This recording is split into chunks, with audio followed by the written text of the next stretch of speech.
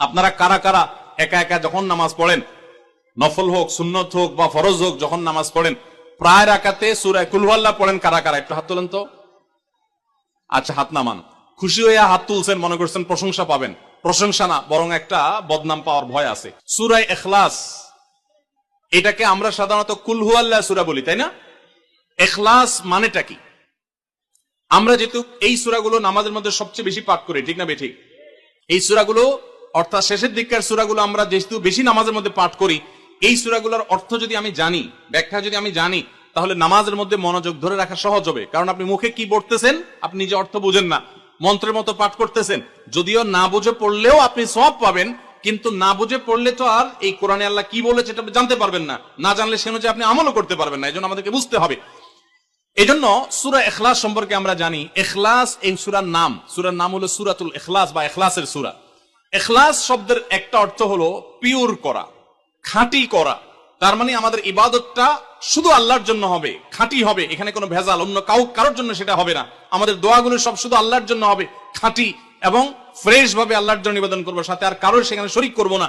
এই জন্য এই সূরার নাম ইখলাস, যে এই সূরার মধ্যে আল্লাহর ইবাদত, একত্ববাদ, তাওহীদ, এটাকে খাঁটি করবার নির্দেশ দেওয়া হয়েছে। আল্লাহর কোনো শরীক নাই, এই জন্য এটাকে সূরা ইখলাস বলা হয়েছে, খাঁটি করার সূরা, ঈমানকে বিশুদ্ধ করা, তাওহীদকে ঠিক করার সূরা।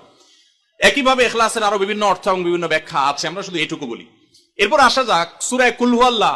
কেন আল্লাহ তাআলা এই সূরাটা নাজিল করলেন? কোরআন কারীমের বিভিন্ন সূরা, বিভিন্ন আয়াত নাজিলের প্রেক্ষাপট আছে, যেটাকে শানে নুজুল বলা হয়। কেন এই সূরা আল্লাহ তাআলা আমাদেরকে দিয়েছেন, এ সম্পর্কে প্রিয় নবী সাল্লাল্লাহু আলাইহি সাল্লামের এক সাহাবী, তার থেকে একটি হাদিস বর্ণিত আছে। সেই হাদিসের আলোকে আমরা জানি যে মক্কার মুশরিকরা, মক্কার কাফিররা, অবিশ্বাসীরা, তারা প্রিয় নবী সাল্লাল্লাহু আলাইহি সাল্লাম যখন তাওহীদের দাওয়াত দিলেন, আল্লাহর পথে আসার দাওয়াত দিলেন, তারা বলল, মুহাম্মদ, আমরা তো সবার বংশ পরিচয় জানি। সেই যুগে মানুষ উটের পর্যন্ত বংশ পরিচয় জানতো, শিখতো।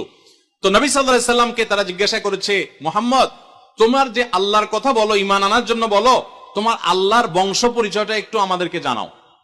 মক্কার মুশরিকদের এরকম হাস্যকর দাবি শোনার পর প্রিয় নবী সাল্লাল্লাহু আলাইহি সাল্লামের প্রতি আল্লাহ তাআলা এই সূরা নাজিল করে তাদের এই প্রশ্নটা যে অবান্তর, আল্লাহ তাআলার যে কোনো বংশ পরিচয় নাই, আল্লাহর যে কোনো জন্মদাতা নাই, তিনি যে কোনো জন্মদাতার মুখাপেক্ষী নন, সে বিষয়টাকে আল্লাহ তাআলা বিশদভাবে এই সূরাতে বিবৃত করেছেন, বর্ণনা দিয়েছেন। এই জন্য ওই প্রেক্ষিতে এই সূরাটা নাজিল হয়েছে।